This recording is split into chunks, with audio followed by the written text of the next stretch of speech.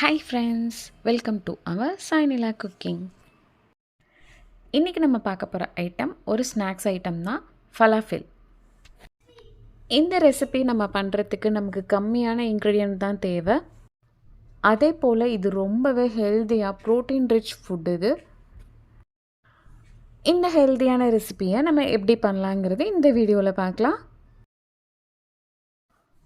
ஒரு கப் வெள்ளை கொண்டக்கடலையை நல்லா 8 மணி நேரம் தண்ணி ஊற்றி நல்லா ஊற வச்சுருக்கேன். அதை தண்ணி இல்லாமல் வடிகட்டி எடுத்துக்கோங்க. இப்போ ஒரு மிக்ஸி ஜாரில் நம்ம ஊற வச்ச கொண்டக்கடலையை சேர்த்துக்கலாம்.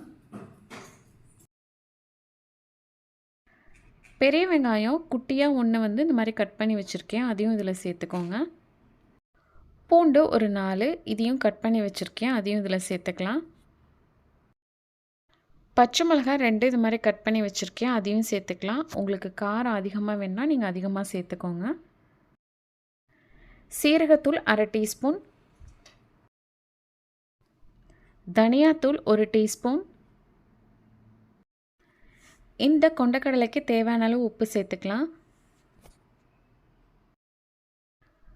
பாதி லெமனை நான் பிழிஞ்சு வச்சுருக்கேன், அதையும் கொஞ்சம் சேர்த்துக்கலாம். கொத்தமல்லி தலையை இது மாதிரி கட் பண்ணி வச்சுருக்கேன், அதையும் நம்ம இதில் சேர்த்துக்கலாம். இது நிறையா சேர்த்தா நமக்கு டேஸ்ட் ரொம்பவே நல்லாயிருக்கும்.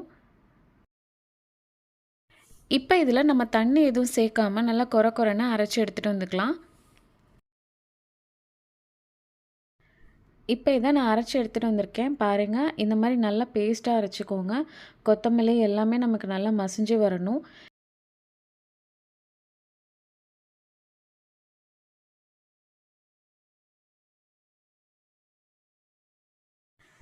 இப்போ இதை நம்ம ஒரு பவுலுக்கு ட்ரான்ஸ்ஃபர் பண்ணிடலாம். இதை இப்போ நான் கட்லட் ஷேப்புக்கு தட்ட போகிறேன். ஸோ உங்களுக்கு எந்த ஷேப் வேணுமோ அந்த மாதிரி பண்ணிக்கோங்க. ரவுண்டாக போட்டால் கூட ரொம்பவே நல்லாயிருக்கும். நான் இந்த மாதிரி தட்டிக்கிறேன்.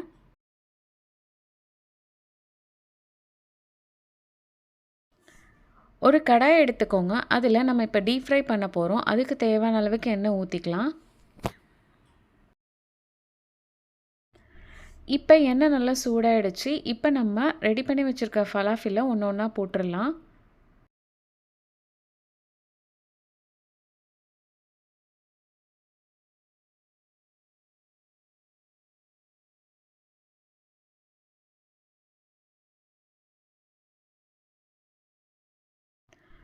ரெண்டு பக்கமும் நல்லா ப்ரௌன் கலரில் வரணும். அந்த அளவுக்கு நம்ம நல்லா ஃப்ரை பண்ணி எடுத்துக்கலாம்.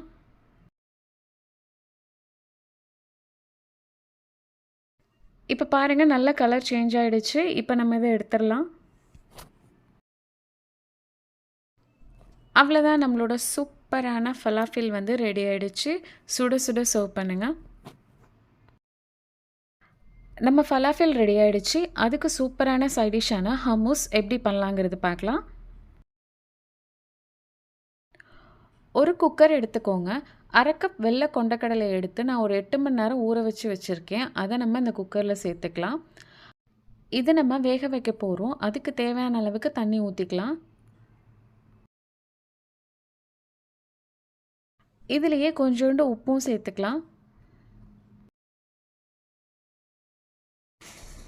இதை மூடி போட்டு ஒரு 5 விசில் விட்டு நல்லா வேக வச்சு எடுத்துக்கலாம். இப்போ நம்ம கொண்டக்கடலை நல்லா வெந்துடுச்சு. நமக்கு கொண்டக்கடலை நல்லா வெந்திருக்கணும். நல்லா சாஃப்டாக இருந்தால் தான் நம்மளுக்கு ஹம்மூஸ் நல்லா க்ரீமியாக கிடைக்கும்.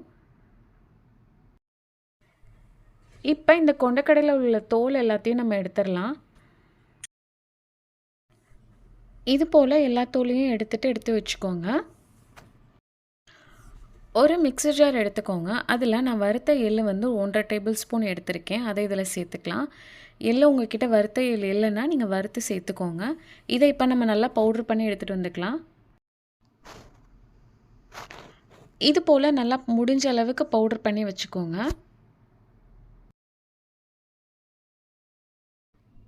இப்போ இதில் நான் ஒரு 2 டேபிள் ஸ்பூன் அளவுக்கு ஆலிவ் ஆயில் விடுறேன். ஆலிவ் ஆயில் இல்லைன்னா பரவாயில்ல, நார்மல் சன்ஃப்ளவர் ஆயில் ஊற்றிக்கோங்க. இப்போ இதை நல்லா நம்ம பேஸ்ட்டாக அரைச்சிட்டு வந்துக்கலாம்.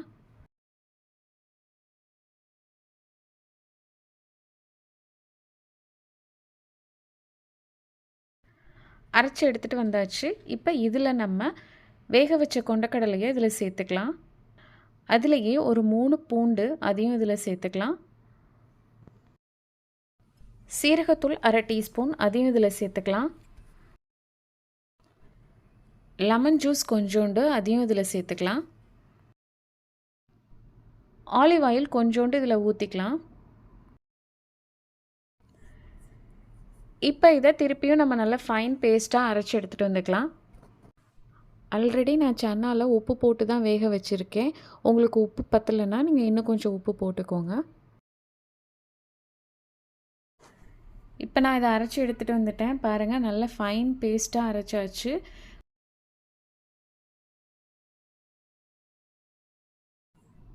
இது நமக்கு ரொம்ப திக்காக இருக்குது. ஸோ அதனால் இதில் நான் கொண்டக்கடலை வேக வச்ச தண்ணி இருக்குல்ல, அதை கொஞ்சம் சேர்த்து ஒரு வாட்டி நல்லா அரைச்சி எடுத்துகிட்டு வந்துக்கலாம்.